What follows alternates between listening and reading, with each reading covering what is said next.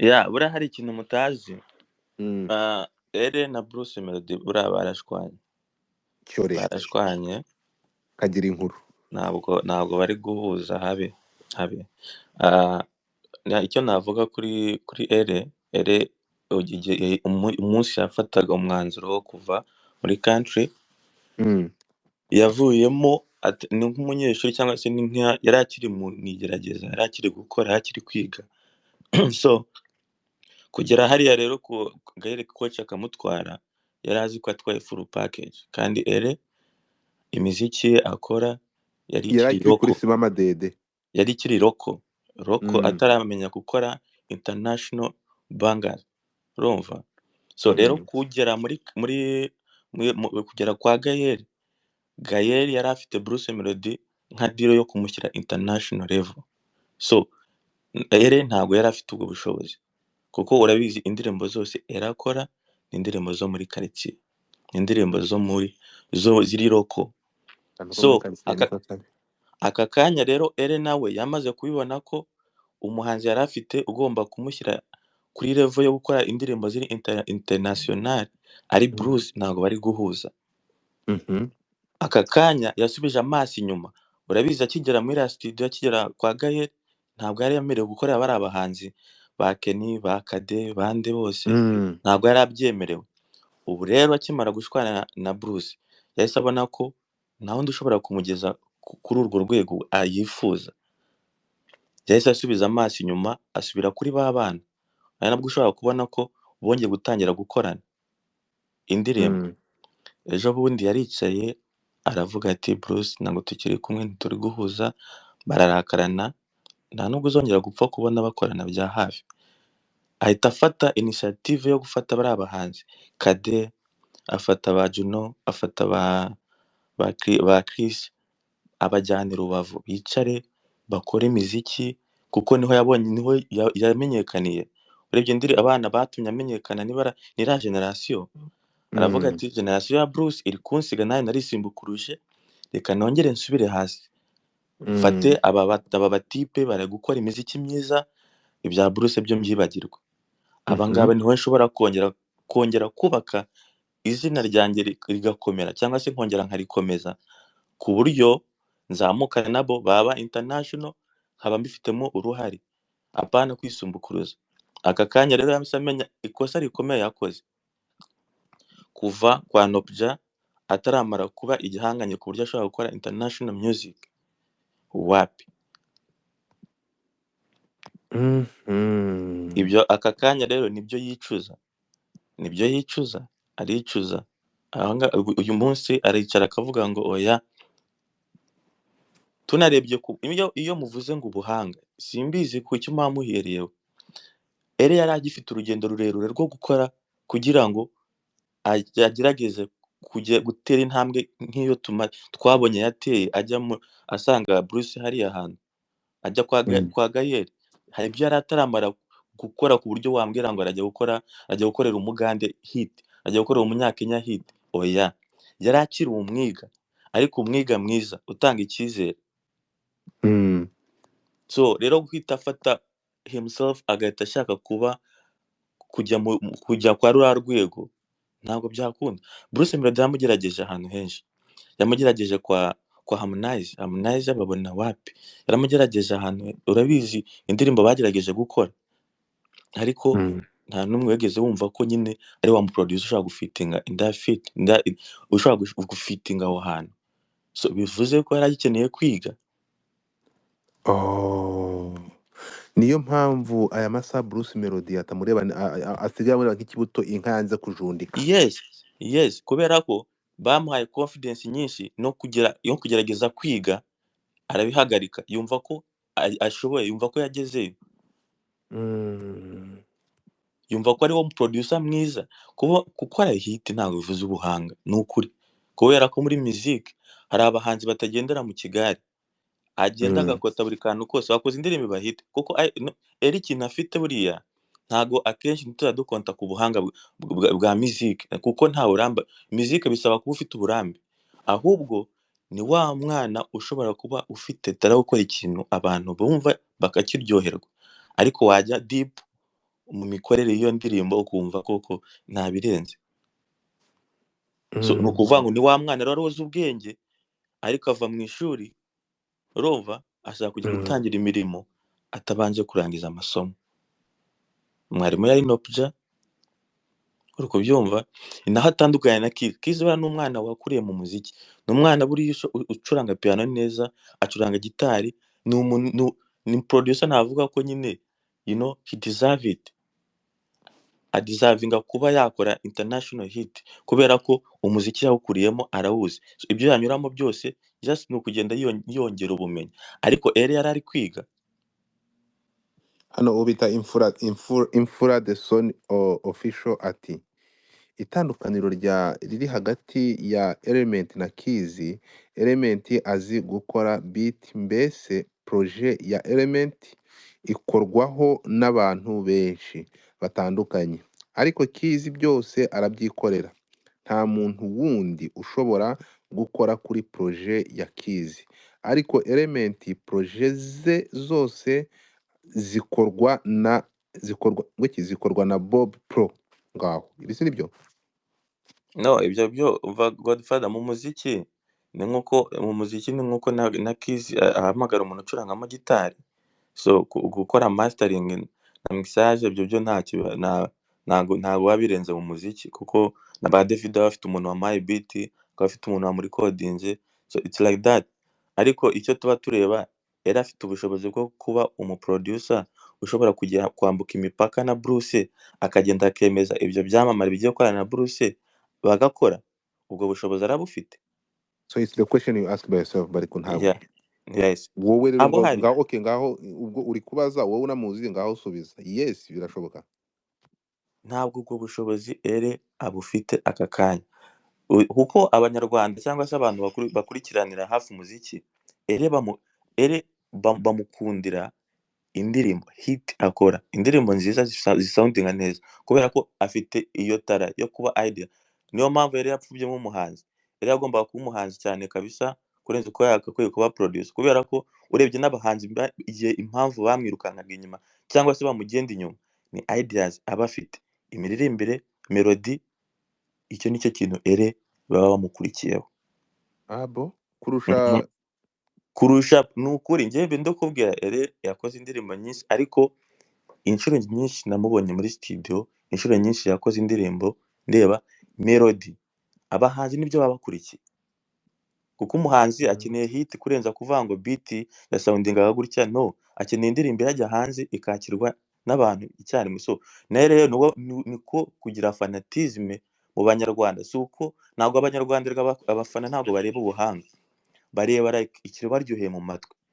So rero yaribeshye ko icyo kintu ntabwo ashobora kukijyana mu mahanga ngo gikore, kuko umunyamahanga arareba ABCD. So niho rero Keys ashobora gutera icy'umutwe. Ntabwo ari abantu ushobora kugereranya habe. Aracyafite urugendo rw'imyaka nk'icumi cyangwa se 5 yakoze, nabwo yasubiye ku ishuri akiga, akareka kwisumbukuruza, then igihe nicyo kikuganisha aho ugomba kuba uri. Ariko we yashatse gusiga igihe, ibintu nabyo bihise ahise abona mu gihe gito cyane. Nuretse gato ni ukuvuga ngo yajyanye na ndirimbo ya The Ben yagiye imbere mu bihe. Ni uko nguko yagiye imbere mu bihe, none ukabona ko ugashaka kumbwira ko okay, uratubwiye ngo ntabwo ko unzi ko we na Bruce Melody ari akasamutwe, ushingiye ku kivuga ko Bruce Melody yamaze pasinga atakimukeneye. Barashwanye reka, barashwanye n'umuceri bapfuye iki? barashwanye. Ibyo tuzafatira umunsi. Oya, niba turanga turi kuganira ibyo bintu byo kunusuranusura nka wa murundi ubwira abantu ngo niba ujya kugira ujye ubirangiza ureke kunusuranusura. Wese utangiye kunusuranusura tubwire igihari Godfather, ntabwo nza kujya muri detail, sibyo, ariko na Bruce barashwanye. Ejo bundi bari kumwe i Bugande, none bakorera kampani imwe, kahubwiye none uzabura kujya ku kazi tuvuge rega Ere ntabwo ari umukozi wa Bruce, Ere ni umukozi wa studio, urumva? So Mhm. niba ukora muri company imwe n'umuntu mugashwana, ntabwo uzabura kujya ku kazi najye ku kazi kandi babone muri mu kazi. Ubu barashwanye? Aha, barashwanye. Ere niyo mpamvu ndikubwira ngo yasubije amaso inyuma aricara, aravuga ngo oya, hano nayikinnye nabi. Agenda ajya afata Kade, afata Juno, iriya generasiyo bakuranye, iriya generasiyo baziye rimwe. Mhm. Arabafata yishyurira hoteli n'ibizabatunga byose arabiprovidinga, abamanura ku Kibuye ku ivuko, Mhm. bamuha icyumweru. Bari gukora iki? Wese amukorera indirimbo, then aravuga ati turi generasiyo imwe, reka noneho twongere dufatanye, anabiseguraho kubera ko hari igihe bamubuze, baramubuze, urumva? Aravuga ati Yamanuye ibyuma se? yamanuye ibyuma, bamanuye studio igendanwa, baragenda barakora. Iriya generasiyo uzi bazamukanye guhera mu 2020 Mm. kuri fagitire ya Ere, icyo gihe yafashe uwo mwanzuro ari uko ibintu we na Bruce bamaze nyine kuba pa, kandi urabibona mw'ino minsi Bruce gahunda ze zose nta n'imwe Ere arimo.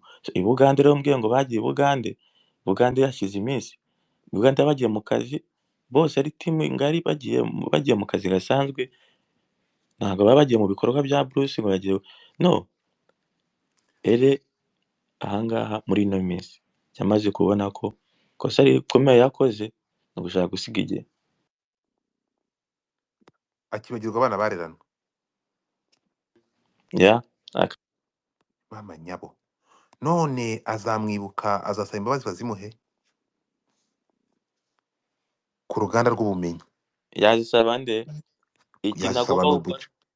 Nopja, rega ntabwo Nopja usibye kuguha like ibintu by'ibanze no kukumenya, buriya Nopja ni umuntu utegura ubuntu n'umuntu mu mitekerereze ku buryo yicara agakora ibintu bijyanye n'igihe akagendana nabwo n'igihe. Umutipe n'umuhanga bro. Ariko inde Nobuja. Nopja ni coach mwiza, ni coach mwiza kuko ntabwo Nopja azi, ntabwo yigisha production, ahubwo ni umucoach, ni umutoza mwiza. Ko n'umuhanzi.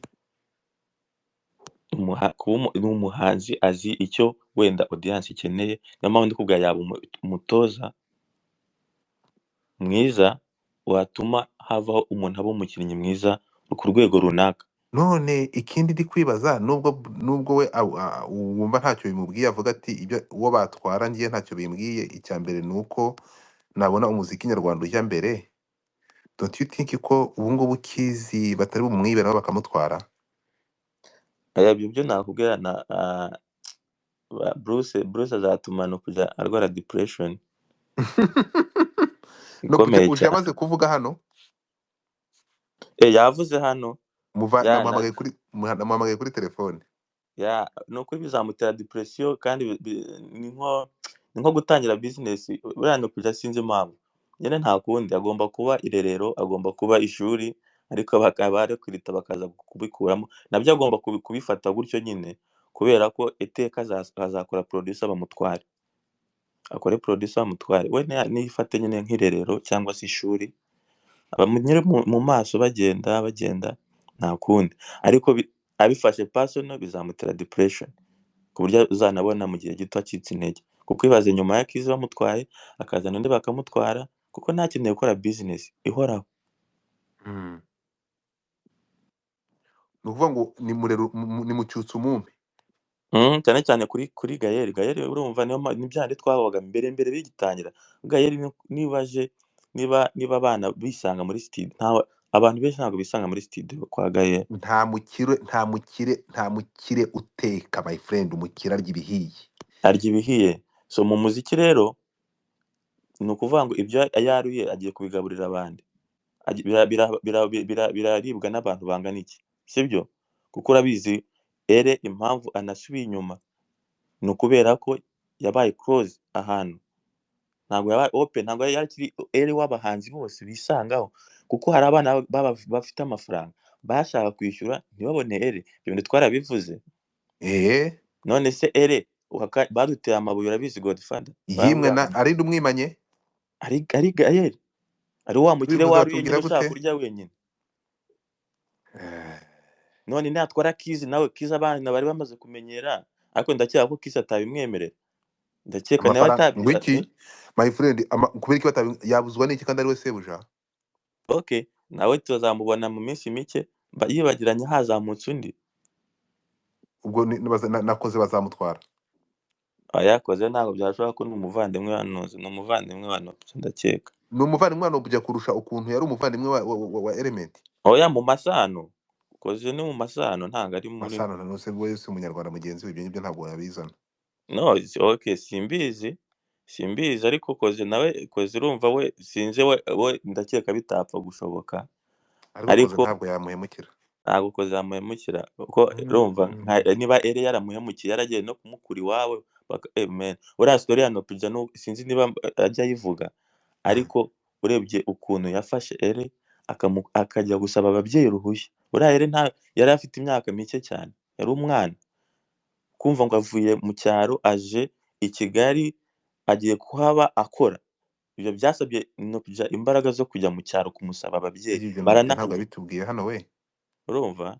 So, ukareba rero Eh, umuntu nk'uwo nguwo utaramara sha amugurira imodoka bro, amugurira imodoka man. era bamushyira mu nzu hafi yabaga mu nzu hafi ya Katresa i Kigali, ari umwana uri aho ngaho, Eh, ari umwana ujya mu kazi mu kamubwira Ere yarangiritse bishoboka, tujye tubivuga, yangiritse mu buryo bumwe kandi yangiritse akigera hariya nka biriya bigare byo kwa Gaye. Niyo mpamvu ubwira ngo rero ngo Gaye ngo aje gukora uwo muziki, aje kuwukorera abangahe bandi, kubera ko kamubwire Godfather nawe ntureba, nawe buriya kuri Kirisi twajya tubona hano uza uvuga ibintu bitanabaho. inde? Kuri Kirisi wowe Inde ndekrita. Gaye ni urugero ndi kuguha. Ndacuranga se ndaririmba na yandikita umukorera iki? Nuko yayo Kirisi afata ku mavuta nuko yacurangaga. Ntibamukubise ikibando ku munwa aracyavuga. So ni ukuvuga ngo kiriya Kigali cyabaga ejo bundi ari kumwe na gukorana Fata na ku fata ku mavuta ari mu nkiko. Wa muntu yambwiye ngo fata ku mavuta. Noneho fata ku mavuta yashatse umwavoka witwa fata ikaramu. None ndetse barabwiye ati we yitwa nyine fata ku mavuta, afite umuroya witwa fata ikaramu. None ati pe n'amategeko bazanamo komedi. Niko. dore ikindi nakwibutsa Godfather, buriya kwa Nopja haba hari discipline. Abayo Haba hari discipline iteye ubwoba. iteye ubwoba, ku buryo Ere wa muntu wo mu kazi Nopja agakurikirana akamenya ngo ese ari he, ari mu biki. Okay, ni iby'abajene ariko se ntabwo biri too much, ariko hari ahantu ndakubwiza ukuri Ere yaciye ikiziriko. Urabona wa mwana w'umukobwa aba avuye mu kigo cy'abakobwa cyo kwa Masera baramukaniye akavamo akagera hanze akisanzura, niko Ere byamugendekeye. Yababa we mbega ibyago. Ariko Ntuka twizere ko ere bizagira. Ere nawe ubwe agomba kujya muri rehab akicara bakamuganiriza agasubira inyuma hahandi yari ari agejeje, akaba ariho yongera gutangirira. Ariko niba yarigiriye iyo nama, oya ofete uzi njyewe ntekereza ko ikiriya gihe yavaga muri country record, iyo wenda iyo bataza kumukumira akagenda, abahanzi bose uzi ko bamufunze pure umwaka urenga, nta wundi muntu akorana nawe uretse Bruce Melody wenyine. Cyane Kwari ukumwica. Iyo bamureka agakomezanya n'abandi bahanzi ariko bashatse kugira ibintu biri VIP, ntibari bakeneye amafaranga, ntibari bakeneye abahanzi baza kwishyura studio, so byaramwishe. Niyo mpamvu twakusakuzaga tukavuga ati kuza mu muziki, kuza muri iyi show uzanyemo amafaranga gusa, ntabwo amafaranga ariyo akora byose. None se ntabwo ibyo twavuga muri kureba ingaruka zabyo, gufata umuntu my friend, uriya mwana yari afite umuvuduko mwiza ku buryo yari afite ubibona ejo kabisa. hazaza heza. Yari afite umuvuduko mwiza kuko uriya mupeti uzi ko twavuga ngo uyu nguyu agiye kuba international, agiye kuba umuproducer wa mbere ku buryo abanyamahanga bazajya baza gukoresha kwa Element. Ere yari yamaze kuba kasamutwe, agezemo haratangiye mu byo kujya kuri Redori. Anyway, so Fobi, niba ibyo biboro tubwiye ari byo yarafashe bari abapeti batoya bakongera abana biciraguragaho, Yes, yeah. ba Christopher Complain batanze Mhm. n'ibindi. Mhm. Mm.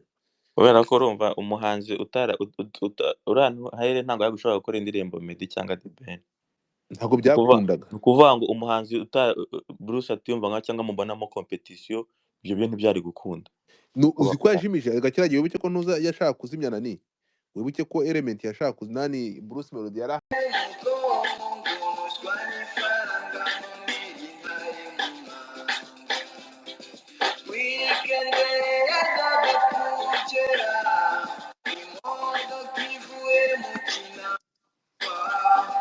Mhm.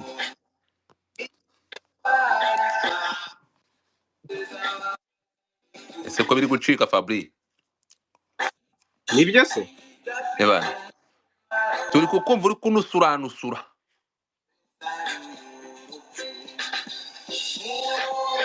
Yabeho ndagiye. Wabyumvishe?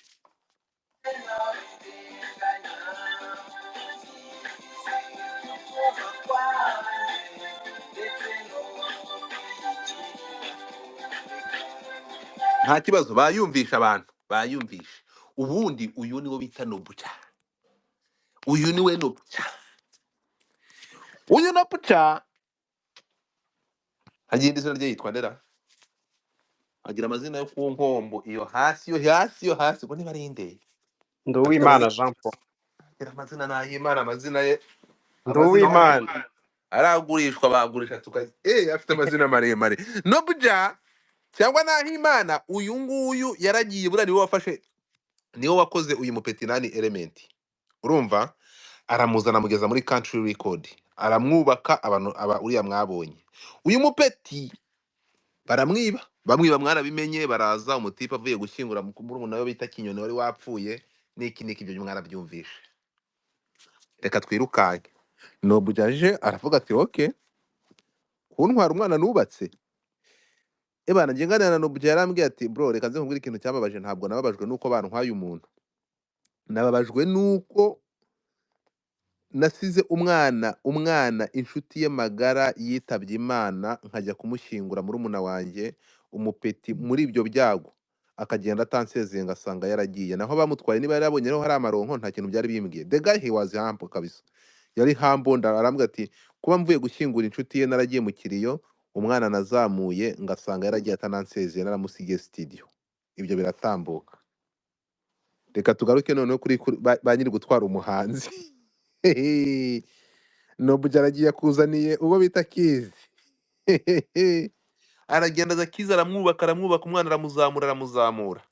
Ejo bundi bagiye guhemba umwaka utaha basanga umuntu wabaye akasamutwe ni Kizi. Wahehe uriya Nobuja yongeye gukora akazamura shondoroketa. Gael ati ntibishoboka. Ni gute umuhanzi njyewe uri iwanjye wakoze indirimbo mureba hejuru kuri dashboard. Gael arasiribanga. Gael ati ntibishoboka. Ati Element yakoze indirimbo nyinshi. Ni gute batamuhaye igikombe kandi ari uw'iwacu. Amubwiza ukuri. Nababwiye ko amafaranga ntabwo ari buri kimwe. You can have money ariko udafite experience mu bintu utazi n'ibyo uri gukora, ayo mafaranga araza abantu bakayarya unabakia pare tu. Ariko ku urundi ruhande bikagenda ukundi. Rero barasakuza umwana aravuga ati reka mie njo miye. Country record itwara ibyo bihembo. Element yimyiza imoso. Reka nkubwire ko aba batipe babana n'ufite. Nagiye gutungurwa murebeho hejuru.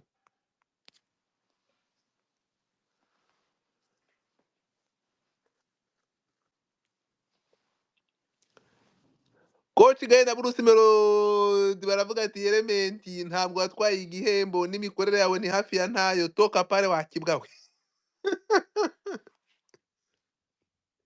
Mu gitondo ngende ntwara ibintu gake. Mu gitondo nagiye postinga Element ari kwitsinaza impande ya Gaye bari gufata udusnap tw'abakobwa. Mwabibonye? Element bamukuye mu muziki bamugize umugore. Kizi yajyanye bahise bashimuta Kizi. Ubu turi kuvugana basubiye muri country record. Ubu ngubu mu producer wagiye mu kazi ni uwo bita Kizi. Nimuza kwitegereza mu ifoto iraho hejuru, Kizi yajyanye na Bruce Melody muri Kenya mu kazi, Element yasigaranye na Gael muri gufata ama Snapchat i Kigali. So ni ukuvuga ngo Element bamaze kumuta ibishanga, Kizi ni uri kwibere ni uri mu kazi bamaze kumwiba tena. So, ibintu ni bibiri. Baba bongeye kumushimuta. Bongeye kwiba umuproducer muri country record Nobujya yongeye kubaka amaze gutwara ibihembo. Uyu mwana niwe wakoze indirimbo bita Funga Macho. Mu yandi magambo bye bye Element. Tukibaza tuti Element nk'umuproducer wa country wa nani wo kwa Bruce Melody. Yaba yajyanye na Bruce Melody muri Kenya bimeze biti? Bamwatse Nobujya cyangwa bamwibye nk'uko bibye Element? Atuyerewe. Ahangaha twasigaye tumeze nk'ibizungerezi. Ahangaha twasigaye tumeze nk'ibizungerezi, ariko ndashaka kubaza Nobujya.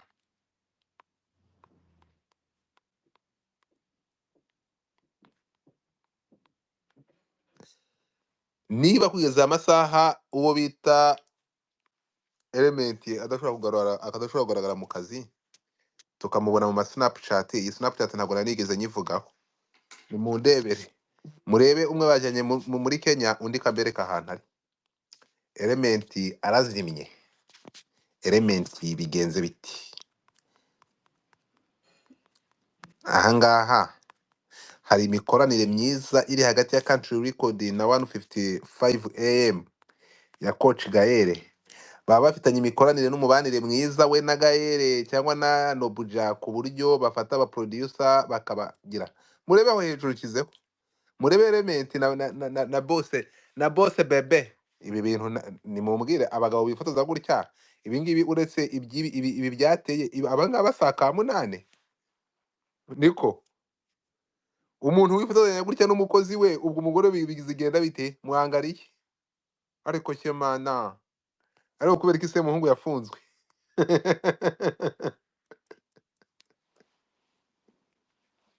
Iyo mvuze ibintu byitwa kwiyenza, kandi nta kwiyenza kuri mara. Mbashije kumenya impamvu Element atagikora imiziki. Ntabwo wabona umwanya wo gutanga. Hanyuma Kizi yajyanye na Kinyusi Munyakazi muri Kenya gukorera amafaranga.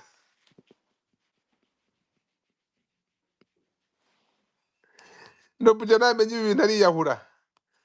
Nobujya namenya ko umuhungu we nabo bamutwaye muri Kenya arabigenza ate? Nuko agomba gutandukana na Coach Gael. Ariko se batandukana bigakunda gute? Ari sheri shushu, ari mon bebe. Murebe kuri arongera aje kuzana umushya, arongera a training bundi bushyashya ko uyu nguyu nawe bamumutwaye. Ku ruhande rumwe, niba nta masezerano yabayeho hagati yabo byaba bibabaje, ariko niba habaye amasezerano nyine byaba ari fresh. So ngayo nguko ngibi undi muntu wo muri country record Gael na Kinyusi baramutwaye. Yewe nakasa mutwe.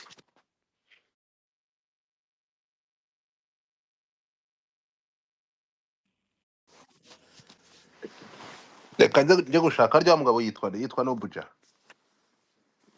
Reka nzamagare Nobujya. Nobujya se amasaha abona ntabagiye gusengara. Abantu bamaze kuhagera cyangwa baraza kubyumva nyuma? Barahari. Sakaranese. Kamamagara uwo bita Nobujya.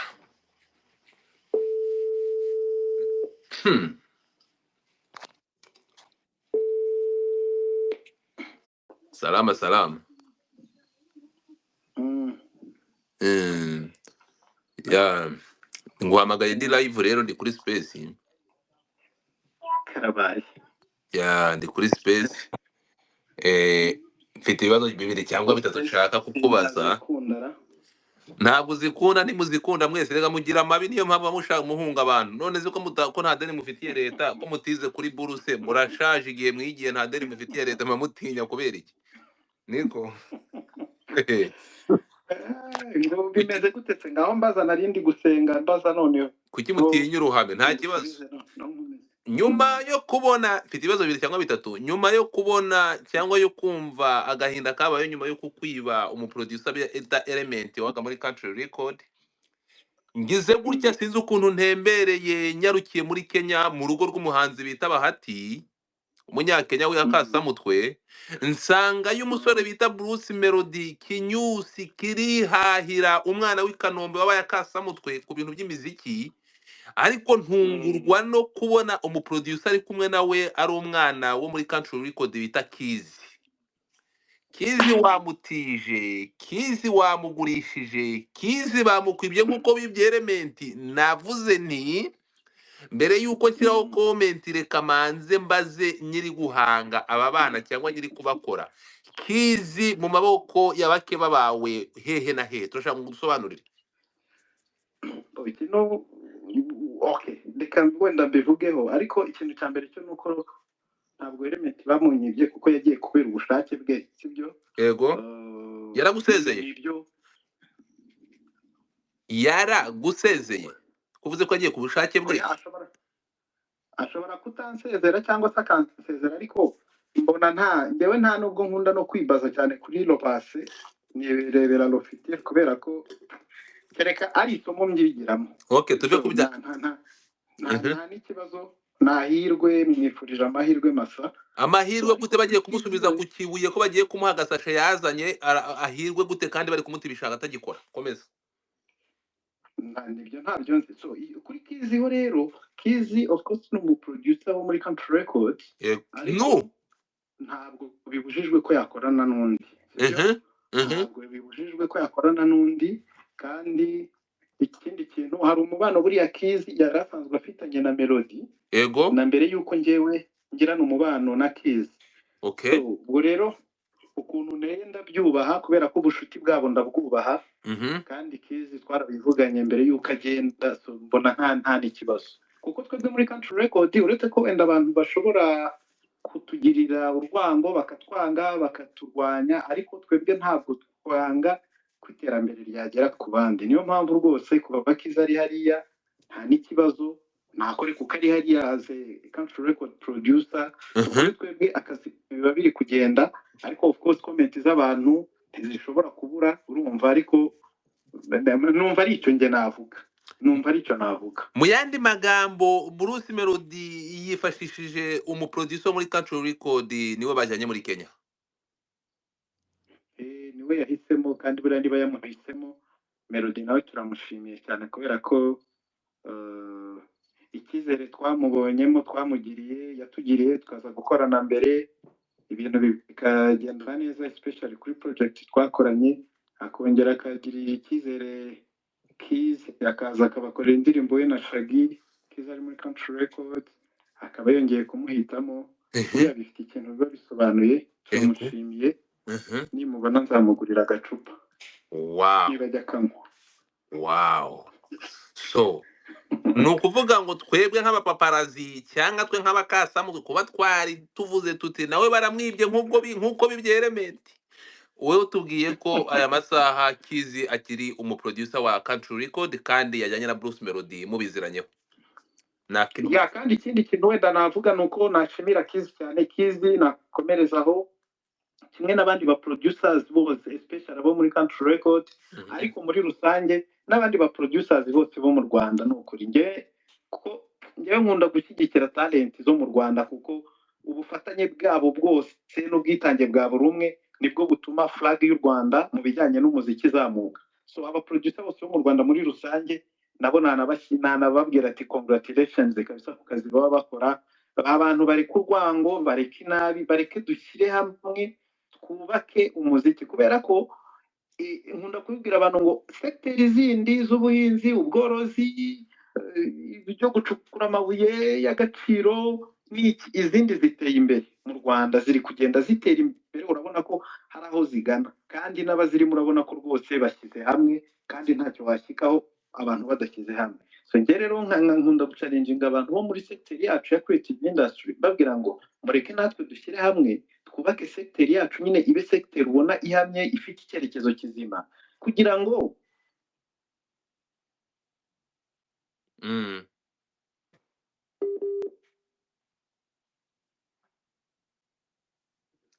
network y'i Kigali.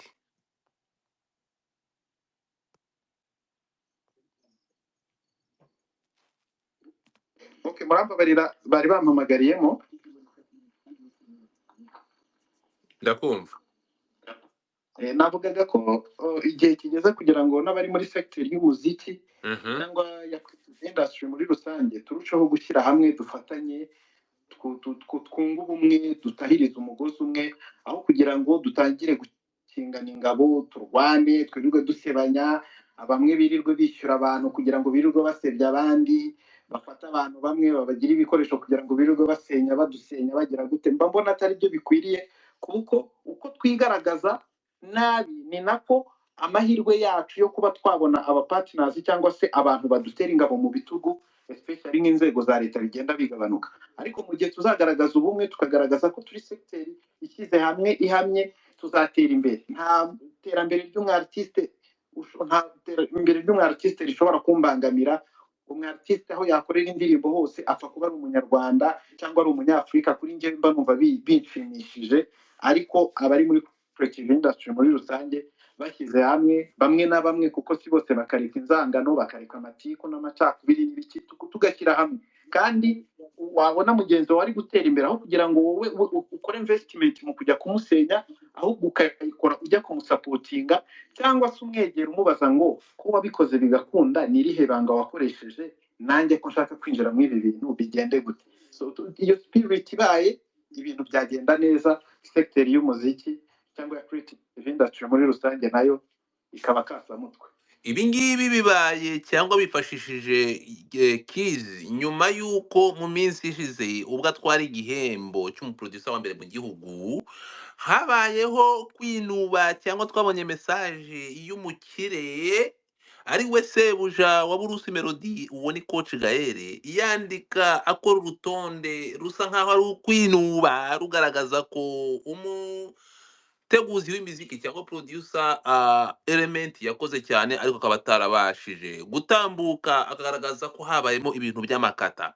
Ese ibyo ngibyo byose kuba ariko uyu munsi tukabona bagaragaje kwitabaza uyu producer wabaye wa mbere ejo bundi, ibi bisobanuye iki? Nuko uyu musore Kizi yaba afite ubuhanga bwihariye ndetse akaba adizavinga na kiriya gihembo yahawe nk'umuproducer wa mbere. Ntekereza ko umuntu utekereza ashobora gukora analyse nyine agahita abona uko bimeze, sibyo? Kwa kandi winubiye ko Kizi yatwaye igikombe, sibyo? Ni uburenganzira bwe, kuko burya buri muntu afite uburenganzira bwo gutekereza no kuvuga icyo ashaka mu gihe kitabangamiye rubanda, sibyo? Uyu muntu yatanga ibitekerezo akavuga ngo rwose iyi award y'umwaka yari ikwiriye Joyeuse wa Juno, umuntu yabivuga, ushobora no kumubaza ati kubera iki, akavuga ati ko Joyeuse yaransekeje uno mwaka ndishima. Ariko ku bintu bijyanye n'igikombe cy'umuproducer mwiza, njyewe sinakwinjira mu mitegurire y'abateguye amarushanwa aribo Isango Star n'Isango TV, ariko niba jiri yarahisemo Kizi, yamuhisemo. Kandi ikindi kintu cyiza ni uko n'ibikurikiye na move Kizi ari kugenda atera, nazo ni proof y'uko nyine yari agikwiye, kuko wenda niba abo bavugaga ko atagikwiriye aribo bari kumwiyambaza nonaha, so hari icyo bisobanuye. Ariko ntekereza ko hari n'igihe babivuga bari kugira gusa ngo bashyushye nyine abantu bishime, comment zibeho abantu bagira. Ariko Kizi is a great music producer, the same package, the same real beat, the same koze. So n'abandi ba producers bose bo mu yandi ma studio bagerageza badasiba gukora kugira ngo talent yabo ibashe kuzamuka, kandi bose baharanira, kuko twese icyo duharanira at the end ni ukwiteza imbere no kugira ngo ishema ry'u Rwanda mu ruhando rw'amahanga rigaragara nyine u Rwanda ruhora imbere ku isonga. So umuntu rero udafite iyo ideology yo kumva ko ari proud yo kuba umunyarwanda, kumva ko ibyo ari gukora abiri ku nyungu cyane cyane z'igihugu n'abanyarwanda, uwo muntu nyine ubwo urumva aba yatanye. Ariko twese muri rusange nuko tuba tubyumva. Ariko niba abantu nibareke umuziki utera imbere, kuko naho tugeze twahageze kubera ubufatanye, ntabwo ari amafaranga, ntabwo ari amafaranga burya akora nka 1%. Mu mutwe vision, how you partner with your partners, how you collaborate with others, goals uba ufite, uko ubikora implementation, burya nibyo bishobora gutuma ushyika ku kintu. Naho si ukuvuga ngo ni uko ufite amafaranga. Ushobora kuba ufite amafaranga ntugire ikintu na kimwe ushyikaho, ugakora uhomba. Ariko iyo ufite strategies nzima, ukaba ufite abantu, ukaba ufite vision nzima, ukaba ufite goals zisetinze neza, ukorana neza n'abo muhorana, nta kabuza ibintu biragenda. Kandi autre chose akaba ari na passion yawe, atari ibintu wenda urimo kugira ngo you know. So ariko muri rusange big up kuri abo ba artiste bose, yaba ari Melodie, yaba ari UMWE na Kiz bari kumwe, yaba ari n'abandi ba producers bose muri rusange, big up to them. Ariko icyo nababwira cyo nuko Country Record turahari, uko byagenda kose turahari cyane, kandi tuzakomeza gusavinga, dutanga imiziki myiza kandi inyura bose. Murakoze. Country Record muduhishiye iki muri iyi minsi?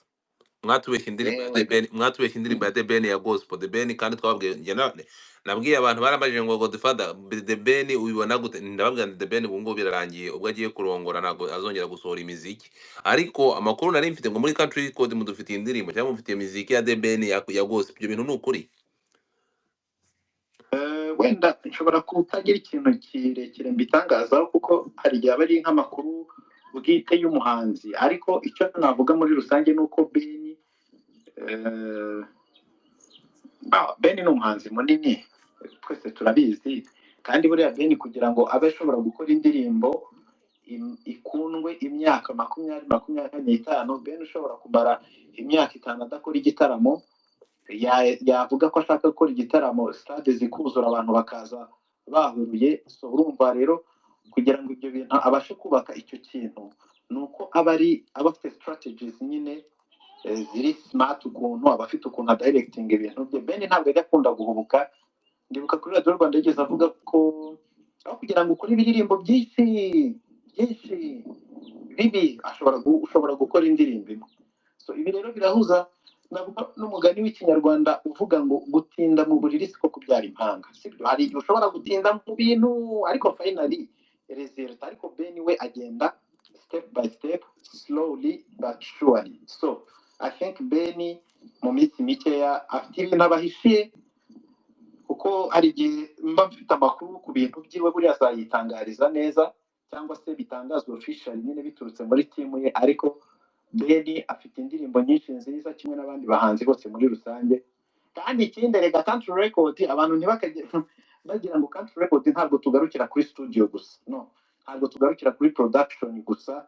Tuba dufite n'ibindi bintu bindi byinshi turi kurwaninga, kandi biri successful cyane. Nuko wenda igihe kitaba twabitangaza ngo tuvuge ngo ibi bintu nabyo ni bya Country Record. Ariko tuba dufite ibindi bintu byinshi, andi ma project menshi tuba turi kurwaninga, kandi afite aho ahuriye n'ibi bintu bya music industry tuba turimo, cyangwa creative industry muri rusange.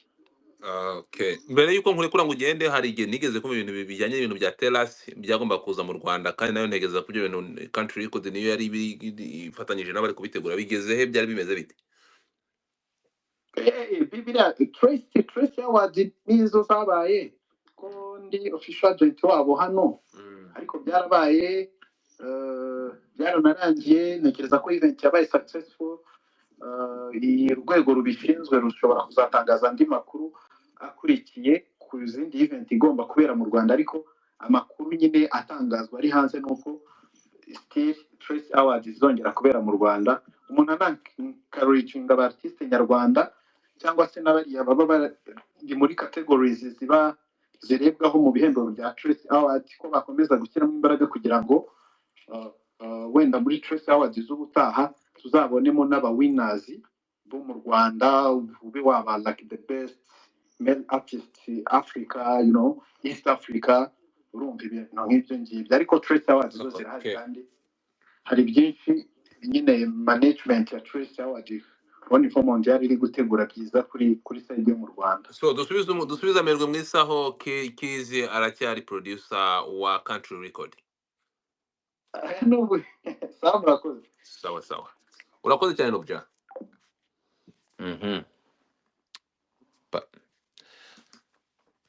Fabri. Yes.